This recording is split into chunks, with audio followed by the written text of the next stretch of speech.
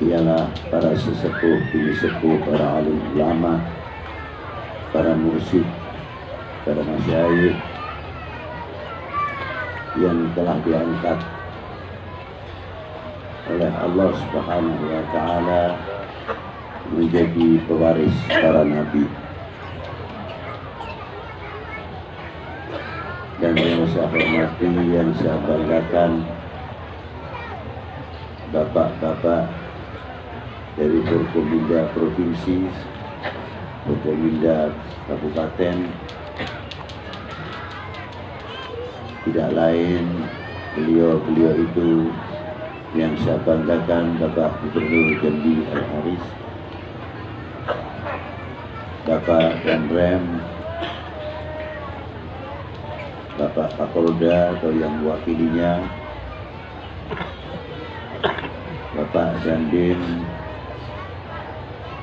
dan para Dandim, bapak-bapak dari instansi pemerintahan, sipil, TNI, Polri yang selalu kita banggakan, dan yang saya banggakan, saya hormati adik saya Haji Mubarak. Semoga beliau dipanjangkan umur oleh Allah, diberi kekuatan zahiran wa batinan, dijauhkan dari segala cobaan,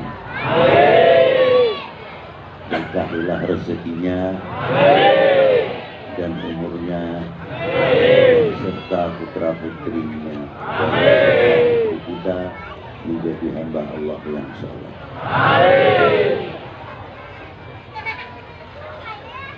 Dan yang saya hormati Bapak Bupati Jawa Barat beserta jajarannya dari Forkominda, hadirin wal hadirat rahimakumullah. Di dalam kitabullah ada beberapa ayat yang saya ambil maknanya, sesungguhnya Allah Ta'ala telah menciptakan dua pasangan, adalah satu Nabi Allah Adam dan Siti Hawa. Asal usul manusia dari asal usul yang baik. Asal usul manusia dari Nabi dan Rasul. Dan asal usul manusia dari ibu yang solehah. Dari kedua insan ini meneruskan, melahirkan generasi pertama, Nabi Allah Syed, Nabi Allah Idris, sampai kepada generasi kedua, Nabi Allah Nuh alaihissalam. Dari Nabi Allah Nuh sampai ke Nabi Allah Ibrahim alaihissalatu wassalam. Keturunan Nabi Allah Nuh dibagi 4 yang terbesar. Yang pertama suku Arya. Suku Arya tersebut dari pecahan-pecahan suku Arya, sebagian India, sebagian Pakistan, Argentina, Austria, Jerman, dan yang paling besar Persia. Itu keturunan dari suku Arya. Yang kedua Babilonia. Itu yang melahirkan di Afrika dan Irak. Keturunan daripada barbar sebagian Afrika sebagian Suriah, dan selanjutnya Mongol. Yang keempat adalah suku Semit. Suku Semit yang melahirkan Eropa dan Timur Tengah. Jadi Timur Tengah itu berkulit putih, bukan berkulit hitam.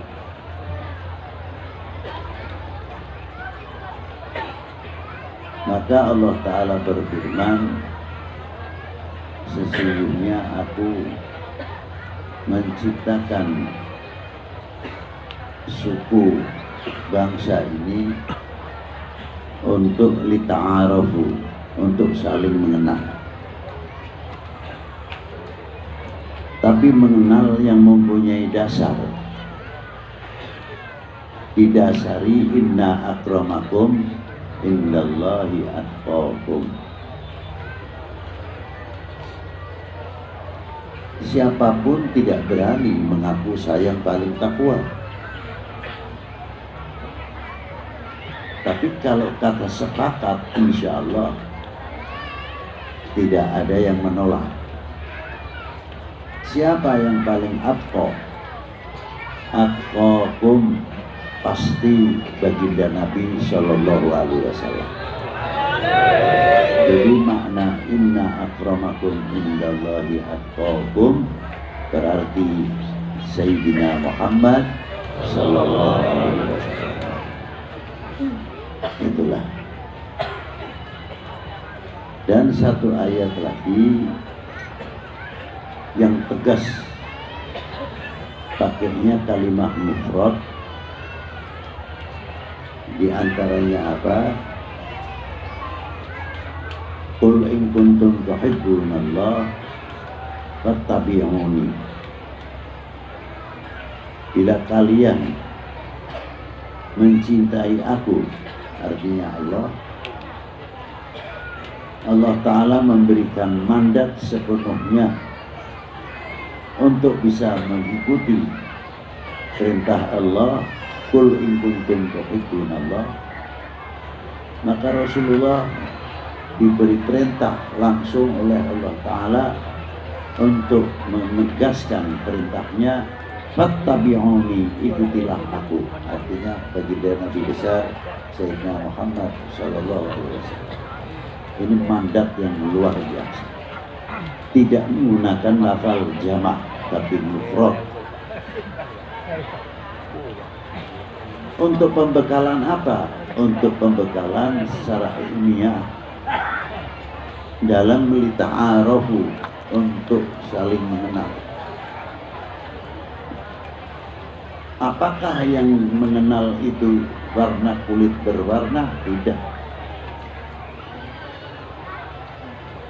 Umpamanya fulan hidungnya mancung, kalau tidak turunan Arab, Belanda dan lainnya. Bukan itu yang dimaksud. Lita'arafu, pembagian suatu tanah sehingga menjadi nama kebangsaan. Seperti tanah Cina, penduduknya disebut negeri Cina.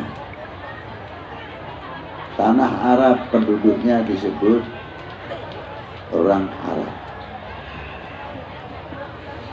Jepang, Korea, Thailand, sampai ke Malaysia dan Afrika dan sebagainya, diberikan kepada bangsa itu sendiri. Sejauh mana kita mengenal, kita bisa menghargai di antara satu sama yang lain, antara bangsa itu sendiri.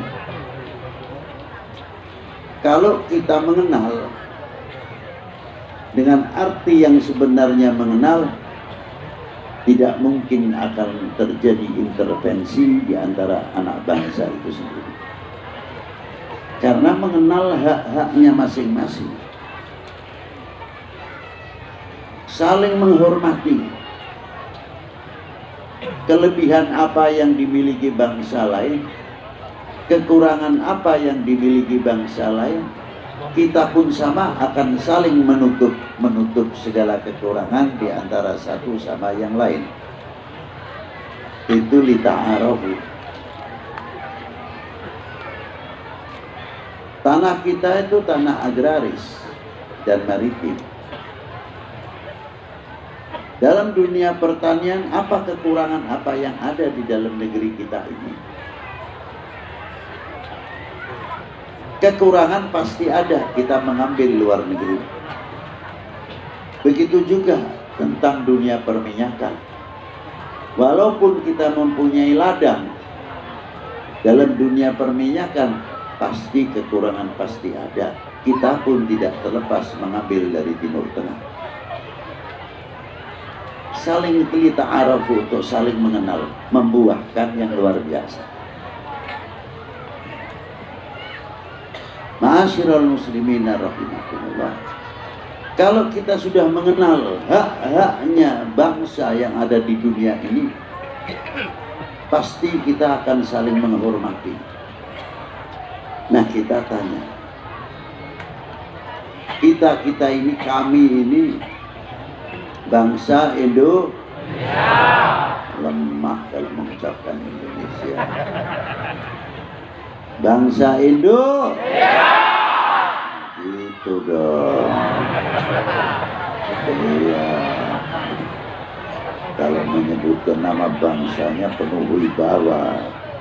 Insya Allah yang mau macam-macam oknum-oknum tersebut untuk menggoyang Indonesia mundur teratur, karena dengan tegapnya mengucapkan Indonesia. Harusnya begitu. Kalau Indonesia, aduh, berat. Ya. Coba kalau kita lihat senjata, bunyinya kan keras-keras, dar itu. Kalau dar, orang yang kena tuh, ya. Tapi kalau kita coba senjata tak langsung. Nah, wibawa kita harus kita jaga dengan mengamalkan nama kebangsaan. Itu mengundang wibawa yang luar biasa. Ya maaf kalau saya kritik. Saya kritik sifatnya, bukan menyinggung. Banyak orang bertakbir, Allahu Akbar, tapi nggak tahu takbirnya, hanya ucapan. Kalau kita tahu isinya takbir, kita menundukkan kepala, karena sadar tidak ada yang maha besar kecuali Allah yang maha besar. Saya tidak ada artinya apa-apa. Harusnya kita begitu, korek dan introspeksi. Dengan takbir akan melahirkan ketaatan kita kepada Allah Subhanahu wa Ta'ala. Ma'asyiral muslimina rahimakumullah. Sejauh mana kita selaku bangsa Indonesia mengenal Indonesia?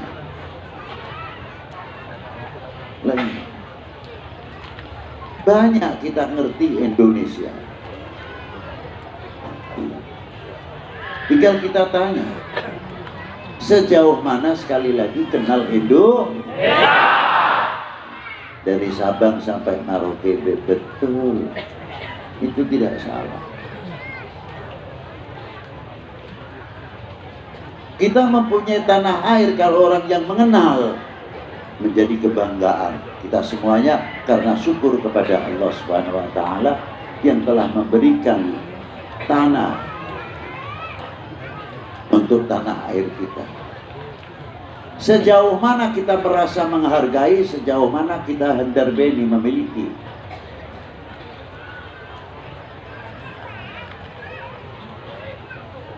Kalau merasa semakin dalam, merasa memilikinya, pasti akan menjaga keutuhannya.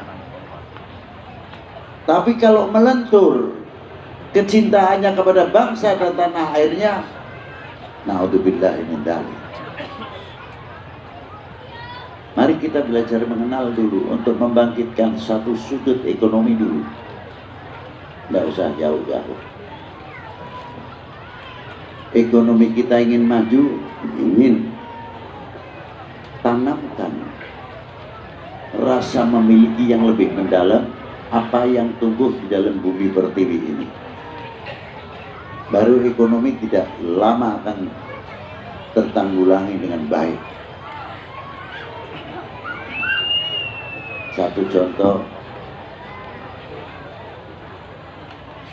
kita punya jambu, kita punya mangga, durian, apel, dan lain sebagainya. Kalau orang yang fanatik terhadap negerinya akan mengangkat bangsanya, Pak, maaf, ini jambu mana? Jambu Indonesia. Di mana? Jambi. Wah, luar biasa. Ini durian, durian mana? Di Lampung. Mempunyai kebanggaan. Bukan jambu Bangkok. Yang untung orang lain, kita rugi. Coba kalau kita mempunyai kefanatikan jambu Indonesia, kates, bukan kates California, tapi kates Indonesia. Harusnya kan begitu. Sebab apa? Kita mempunyai kebanggaan. Istimewa sekali. Sampai ke produksi. Ini made in mana? Oh, ini negara luar, Beb. Ini saya mau beli ini dulu untuk menguntungkan, masukkan income kepada negeri kita tercinta ini sebelum kita memberikan income kepada bangsa orang lain. Insya Allah ekonomi akan maju. Coba kita lihat Wali Sembilan. Bagaimana para beliau-beliau ini ketika masuk ke Indonesia? Apa adu kesaktian? Tidak. Adu karomah? Tidak. Tidak mungkin para aulia sama aulia adu karomah.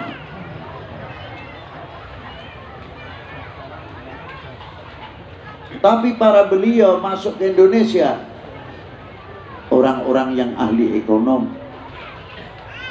ilmu agamanya cukup, luar biasa.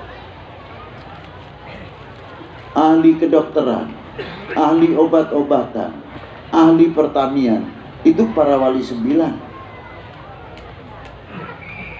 Begitu beliau masuk di zaman Pejajaran, di zaman Mula Warman, di zaman Brawijaya, beliau dengan perdagangannya bisa memberikan income masuk ke negeri atau kerajaan-kerajaan pada waktu itu,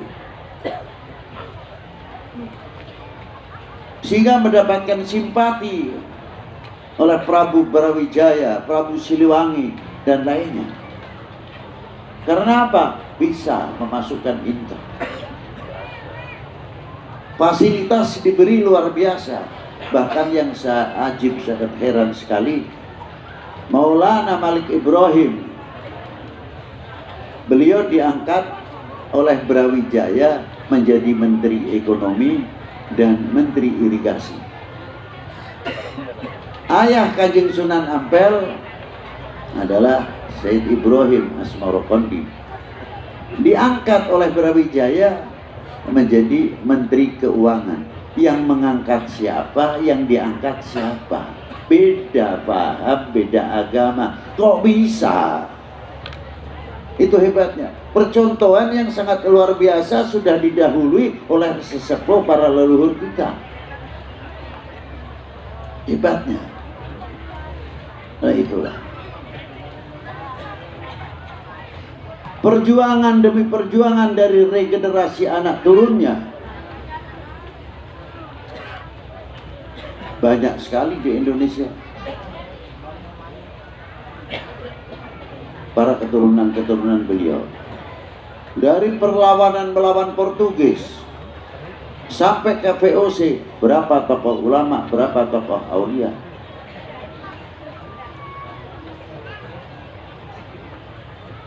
sampai zaman Kanjeng Sultan Agung, Ki Ageng Tirtayasa Banten, dan lain-lainnya. Diteruskan oleh tokoh-tokoh regenerasi yang tidak memalukan kepada nenek moyangnya, bisa menjawab tantangan umat dan tantangan bangsa, meneruskan perjalanan para beliau hingga tegaknya kembali Sangsaka Merah Putih. Jasa siapa? Para pendahulu. Jasa siapa? Para leluhur kita. Dari mulai Ibu Kartini, Jenderal Sudirman, terus ke atas sampai Sentot Prawiro Dirjo, Diponegoro, Yai Mojo, Cut Nyadin, Cuk Didiro, Cek Didiro, Tengku Umar, dan lain-lainnya, Sisingamangaraja. Bagaimana di Padang pada waktu itu muridnya Syekh Abdul Rauf Singkel, lahirlah Syekh Burhanuddin Ulaan. Di Pamijahan termasuk muridnya jadi Syekh Abdul Rauf Singkel, Syekh Abdul Muhyi Pamijahan. Luar biasa. Lah itu. Sehingga tegaknya kembali Sangsaka Merah Putih karena kemerdekaan Indonesia perlu diketahui untuk regenerasi anak-anak kita. Tolong tanamkan bahwa Indonesia meraih kemerdekaan dengan darah, dengan perjuangan, bukan hadiah. Dikira hadiah, bukan.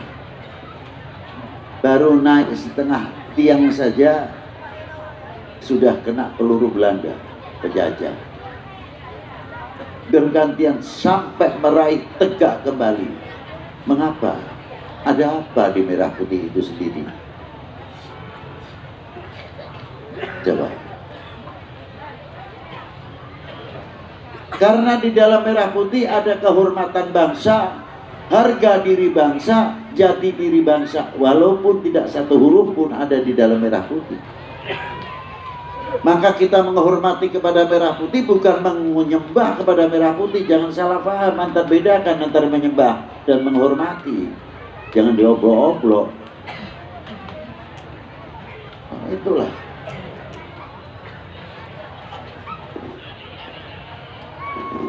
Kalau 17 Agustus kita hormati, pakai tali naikkan dengan sesuai lagunya, Indonesia tanah airku. Mengapa diiringi setapak, setarikan dari tali?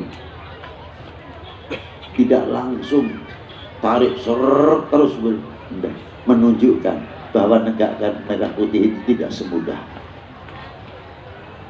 Filosofinya diantaranya di situ. Didukung oleh apa? Lagu kebangsaan. Apa tadi yang kita bersama-sama tadi melakukan lagu? Indonesia tanah airku, tanah tumpah darahku, di sanalah aku berdiri, jadi pandu ibuku. Nah, gitu dong, seger bener nih. Ada satu kalimat yang luar biasa, keistimewaan lagu kebangsaan. Semuanya istimewa. Ini satu dulu, santai. Apa di antaranya? Apa rahasia lagu kebangsaan? Wah, itu kebesaran bangsa kita, benar, nggak salah. Wah, itu kita harus ngerti, benar, nggak salah. Tapi ada satu istimewa di sini, satu. Apa di antaranya? Mempunyai kandungan ikrar yang menjadi lagu kebangsaan.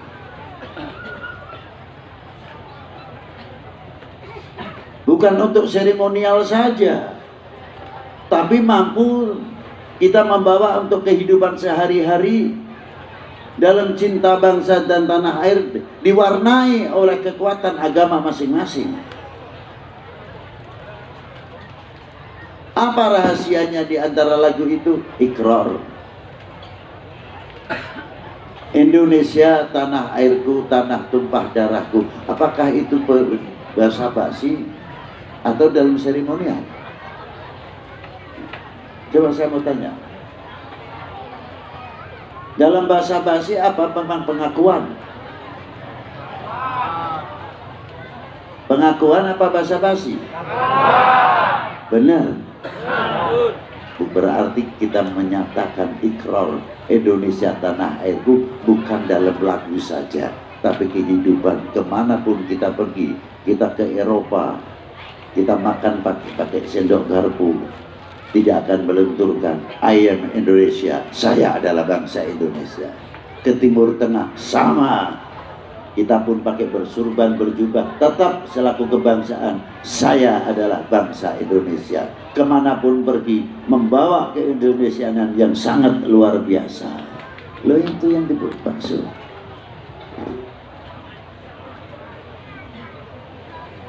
Jadi kita punya ikrar. Kalau kita sudah mempunyai ikrar Indonesia tanah airku, pasti dohirnya, buahnya akan menjaga negara kesatuan Republik Indonesia. Itu diantaranya. Karena apa? Tahu makna yang sebenarnya lagu kebangsaan. Dan sejauh mana pula kita mengaku selaku bangsa Indonesia merasa Hendar Beni memiliki.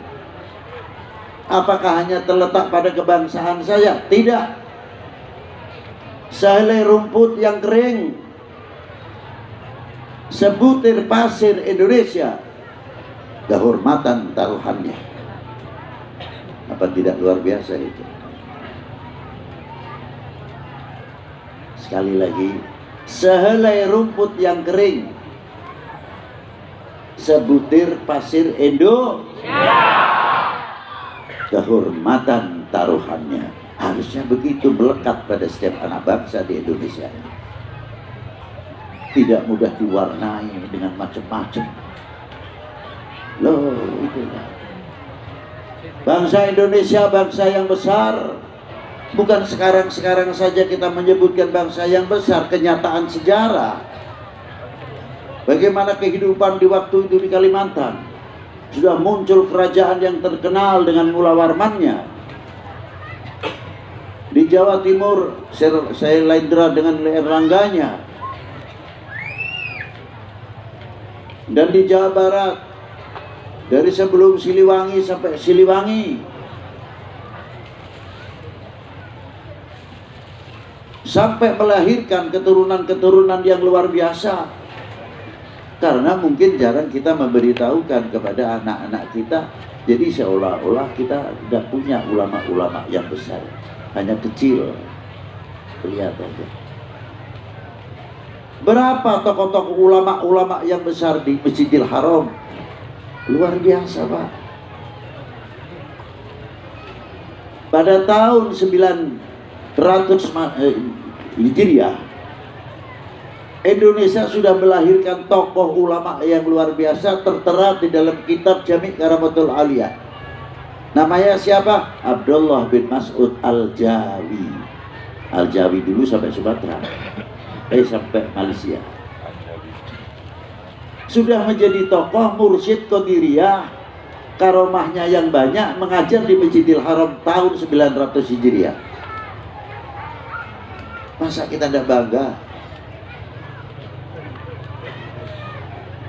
Diteruskan oleh regenerasi penerus. Siapa? Syekh Ahmad Khotib Sambas, mursyid Thariqah Qadiriyah Naqsyabandi, yang muridnya kemana-mana, yang ada di Hadramaut, yang ada di Indonesia, yang ada di India, Pakistan, dan lain sebagainya. Mengambil dari siapa? Syekh Ahmad Khotib Sambas, aslinya Kalimantan Sambas.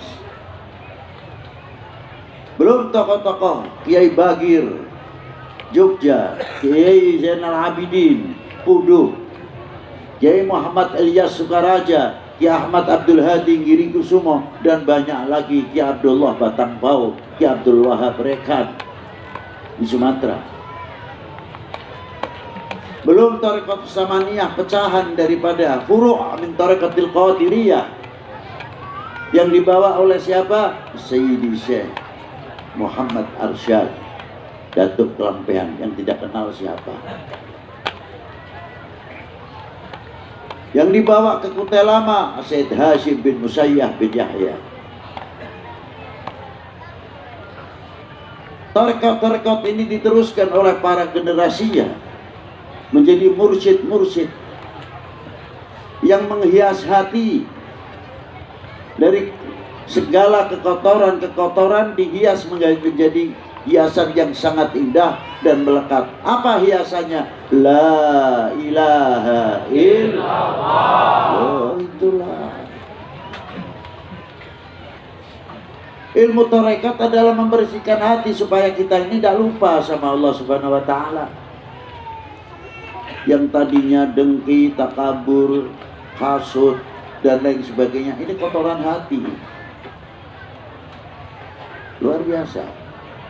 Mari hiasan ini kita ganti sekali lagi dengan kalimah La ilaha illallah, La ilaha illallah, La ilaha illallah, Muhammadur Rasulullah sallallahu alaihi wasallam. Itulah diantaranya. Apabila kalimah La ilaha illallah ini sudah menghias, mewarnai hati kita semuanya, yang membuahkan apa? Anta budallah ka'annaka tarah fa illam takun tarah fa innahu yarah. Sembah sujudlah kepada Allah seolah-olah kita mengetahui. Oh, kalau tidak mampu, cukup kita merasa dilihat, didengar oleh Allah Subhanahu wa Ta'ala. Bagaimana kita bisa ingat merasa didengar dilihat oleh Allah Ta'ala sedangkan hati kita tidak pernah terukir dengan kalimah La ilaha illallah. Coba. Jadi tarekat di situ. Wah, kalimah La ilaha illallah terlalu tinggi. Sholat kita saja, sebelumnya sholat kita mengambil air wudhu. Apakah wudhu kita sudah mencapai batiniah? Sulit. Ketika kita membasuh air wudhu di muka, termasuk yang terbasuh itu mata kita, mulut kita. Karena seringnya diwudhui mata kita, yang termasuk anggota muka, belum telinga, terkena air wudhu, insya Allah kalau wudhunya mencapai batinnya akan menundukkan kepala. Bukan begini, siapa gua, siapa saya. Semakin tawadhu, mutawadhi'an, rendah diri, luar biasa. Itu diantaranya. Dan mata kita pun kalau sudah biasa terkena air wudhu berarti bersih. Sebab sabda Nabi sallallahu alaihi wasallam, barang siapa yang wudhu membasuh mukanya keluarlah beberapa dosanya, berarti mendapatkan satu kesucian yang luar biasa dari min barakatil air wudhu, dari barakatil wudhu. Pandangan mata kita akan selalu baik, tidak pernah suudon. Eman sekali, sayang sekali mata yang sudah bersih luar biasa untuk melihat hal sesuatu yang menimbulkan prasangka yang jelek. Lebih-lebih kalau kita selalu mencari kejelekan orang. Bahkan terkadang kejelekan seseorang dijadikan modal untuk pengaruhnya. Aneh ben ajaib. Jadi bukan uang saja yang digunakan, hatta kejelekan orang juga terkadang payu atau laku. Aneh kan? Yalah. Tapi kalau mata ini selalu terlatih dengan melihat yang bersih, alaikum bihusnudhan, pasti akan prasangka yang baik kepada siapapun. Tutur kata kita juga, mulut bagian yang sering diwudui, kena air wudhu, akan mengeluarkan kata-kata yang terhitung, bukan menghitung. Kalau uang kita dihitung rugi, keluar masuknya takut kalau rugi. Kenapa kita mengeluarkan kata-kata kalau tidak pernah memperhitungkan untung dan ruginya?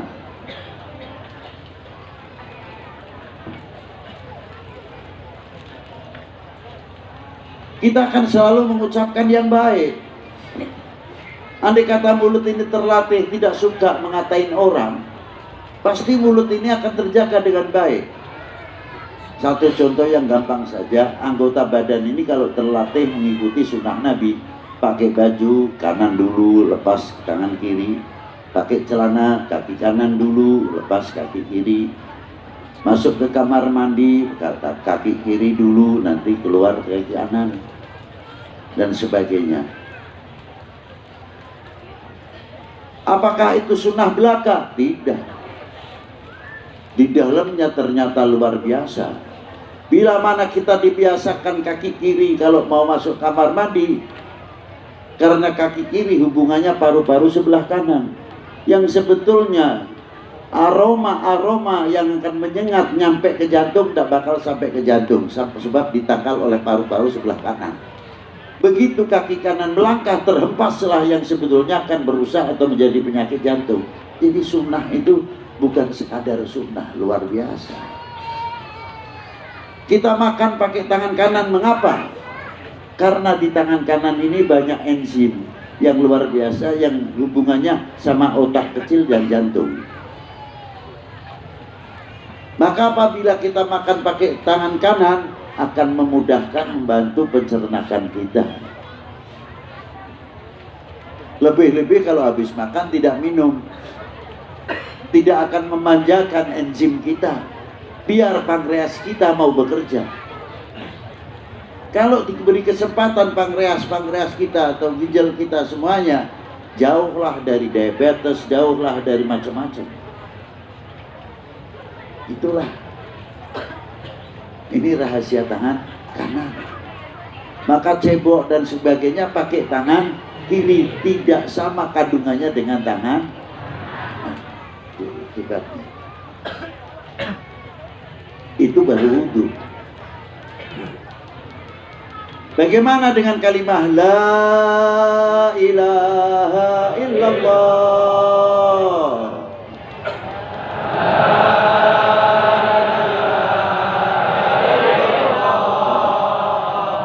Mulut ini pun bisa terlatih. Kalau biasa mengucapkan alhamdulillah, alhamdulillah. Kalau biasa mengucapkan subhanallah, subhanallah.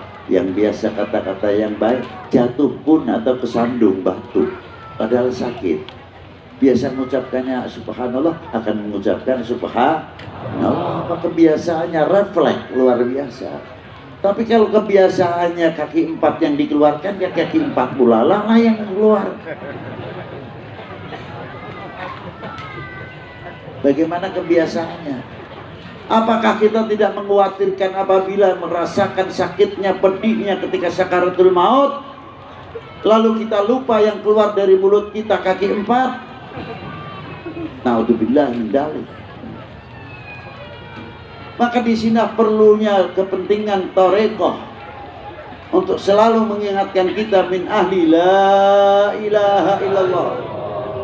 Kita masuk min ahli qauli la ilaha illallah. Luar biasa. Maka ulama-ulama kita para pendahulu dalam perjuangan memerdekakan bangsa ini tidak terlepas dari min ahli la ilaha illallah. Itulah. Jangan dikira. Makanya diberi oleh Allah Ta'ala karomahnya luar biasa, cepat. Saya kagum kok. Di Indonesia dijajah 350 tahun. Wah, luar biasa. Dijajah 350 tahun. Mungkin hanya sekian persen yang tahu bahasa Belanda. Tapi ada satu negeri sudah dijajah sama British 100 tahun lebih. Bahasanya sendiri hampir hilang. Tapi bahasa Inggrisnya mateng-mateng. Tapi Indonesia hebat, 350 tahun rakyat Indonesia jarang yang bisa Belanda, bahasa Belanda, luar biasa. Tepuk tangan buat negeri kita.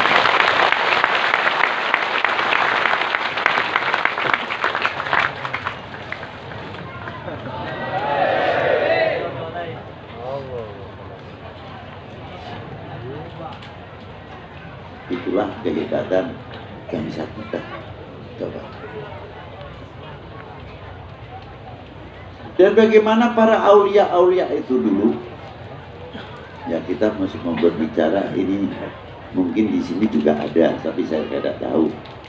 Tapi yang saya lihat kalau di Jawa, ulama-ulama kita membangun nasionalisme itu yang luar biasa.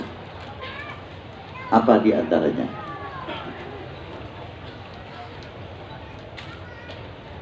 Apa di antaranya? Coba. Selalu digelar, karena pada waktu zaman penjajahan setiap instansi pemerintahan Hindia Belanda tidak lepas dengan benderanya mereka, sehingga kita selaku bangsa Indonesia yang dijajah mau pasang bendera merah putih tidak pulang nama, untung. Tapi ulama-ulama kita, tokoh-tokoh bangsa kita jenius, cerdas. Apa di antaranya? Kalau sedang bikin rumah tidak langsung pakai tusuk atau reng, di tengahnya dikasih dulu janur, tebu, padi, pisang, lalu apa lagi? Kelapa, ya kan? Masih ada? Benar, masih ada. Alhamdulillah. Apa rahasianya? Kalau langsung pasang bendera merah putih di molo, kalau orang Jawa mengatakan, atau Belandar Tengah itu kayunya, langsung bisa ditangkap oleh Belanda pada waktu itu. Tapi pandai menutupinya. Tapi bukan sekadar menutupinya, tapi filosofi yang sangat tinggi. Janur itu cantik lah. Kalau orang Jawa bilang kulitnya kulit langset, kenceng, luar biasa. Tebunya juga, pisangnya, pari, sampai kelapa. Bagaimana cara memasang bendera merah putih? Kasih, ada yang manakiban, ada yang berjanjian, maulud berjanji, ada yang baca sholawat, baru dipasang. Pakai menyan lagi. Andai kata pada waktu itu Belanda libat, no problem, katanya, ini bukan masalah, ini culture. Karena apa? Ada bumbu masaknya. Tapi bukan bumbu masak sembarang bumbu masak, mengandung filosofi yang sangat tinggi. Apa di antaranya? Tidak dipasang reng atau usuk langsung gendeng, tidak. Didiamkan sampai 1 minggu, ada 10 hari. Kalau musim kemarau, paling tidak, janur yang cantik lama-lama layu dan berubah warna. Pisangnya mateng, tebunya berubah, padinya yang kuning menjadi coklat. Itu diantaranya. Semuanya berubah. Tapi merah putihnya berubah tidak? Ya. Jawab yang keras. Ya. Merah putihnya tidak ikut. Itu pendirian kalau bangsa Indonesia seperti merah putihnya, walaupun itu semuanya melentur, layu, tapi kita tidak golongan layu. Bangsa yang tegas, bangsa yang rasional, luar biasa. Bangsa yang menjadi patriotis yang luar biasa. Oh itu, orang dulu memberikan filosofi yang sangat luar biasa. Kita ini yang kurang memahaminya. Tidak dianggap klenik aja untung ini. Satu contoh. Masyirul muslimin rahimakumullah, itu baru, belum yang lainnya. Apa di antaranya? Kita sering menyebut tanah air. Yang jelas laut dulu. Bapak-bapak, ibu-ibu, kita ini kalau ke laut apa yang dilihat? Ya, air, benar. Lalu selain air apa lagi? Ikan, perahunya besar-besar, gitu kan? Iya, hebat. Tapi bapak, ibu-ibu pernah ada kalau ikan sama air laut itu mempunyai intervensi, tidak mungkin bisa hidup rukun. Buktinya apa? Beli ikan laut sebetulnya hidup di air yang asin, tak perlu memerlukan lagi dengan asin kan atau garam. Pasti kalau mau dimasak memerlukan garam lagi. Padahal secara rasional hidup di tempat yang asin, mengapa kok masih memerlukan asin, garam? Berarti haknya ikan diberi hak oleh air asin, dan ikan pun tidak intervensi kepada air asin, hidup kompak rukun luar biasa. Tapi ada yang lebih istimewa lagi dari itu. Apa di antara para ini? Laut kedatang sungai, air sungai yang per detik mungkin bisa 1 juta kubik bahkan lebih. Apalagi sungai-sungai di Indonesia kalau sudah musim hujan, berapa miliar kubik yang masuk ke laut. Tapi laut mempunyai harga diri, jati diri. Apa diantaranya? Paling jauh 4 mil dari darat, yang kuning karena banjir, dihempas oleh gelombang. Kotoran, limbah, apapun, kalau mau masuk laut, outs, minggir lu. Buat apa? Jangan ngotori gua lu, jangan ngotori aku, ayo minggir, minggir. Makanya di pantai itu jarang yang bersih, kotor banyaknya. Karena apa? Dihempas terus oleh gelombang. Itu satu. Yang kedua, berapa miliar kubik kalau musim hujan yang masuk ke laut? Rata-rata airnya adalah tawar, tapi tidak mampu merubah asinnya air laut. Air laut mempunyai pendirian luar biasa. Hebat sekali kalau bangsa Indonesia, tidak mudah digoyahkan. Sekali Indonesia, harus jaga dong. Masyarul muslimin rahimakumullah. Buahnya apa? Buahnya mari kita jaga. Jangan sampai kita itu mudah terpecah belah. Sebab di Indonesia ini kalau sudah digoyangkan ekonominya, umpamanya melorot, kita masih bertahan. Pertaniannya melorot, kita masih bertahan. Tapi yang paling berbahaya adalah untuk memecah Indonesia. Bagaimana caranya? Benturkan umat beragama. Kalau sudah dibenturkan antar umat beragama, ini bahaya paling besar. Disitulah peluang untuk mecah belah Indonesia. Wahai bangsaku yang kubanggakan, relakah negerimu terpecah belah? Jawab yang keras. Terima kasih, itu saya bangga sekali. Caranya bagaimana? Kadar bobot sabda Nabi, kadar bobot iman seseorang adalah tergantung kecintaannya kepada aku. Ini digoreng terkadang oleh oknum-oknum manusia yang akan menghancurkan negeri kita. Dibalik maknanya, oh kalau begitu, kalau orang-orang ini semakin mahabbah kepada Rasulnya, pada tokoh agamanya, berarti imannya semakin kuat. Bagaimana cara menghancurkan? Jauhkan kepercayaannya kepada baginda Nabi SAW dan kepada tokoh-tokoh agamanya, supaya tidak percaya. Bagaimana caranya? Jauhkan, nanti baru Indonesia bisa dipecah belah. Yang kedua, bagaimana cara menghancurkan Indonesia? Jauhkan kepercayaannya hanya kepada tanah airnya, kepada pemerintahnya, kepada TNI-nya, kepada Polri-nya, kepada ulamanya, tokoh bangsa ini. Jauhkan, baru Indonesia mudah dihancurkan. Wahai bangsaku yang kubanggakan, relakah negerimu terpecah belah? Terima kasih, itu yang bisa saya sampaikan. Semoga manfaat di dunia dan akhirat. Mari kita tutup bersama doa. Bismillahirrahmanirrahim. Allahumma salli wa sallim wa barik ala sayyidi sadat Kubul hidayat wa nihayat Khalifatullah fi huzainil ardi wa samawat wa ala alihi wa sahbihi madana bisadatul qadat salatan taftahu lana biha babal khairat wa sa'adat fid dari dunya wa daril ma'ad.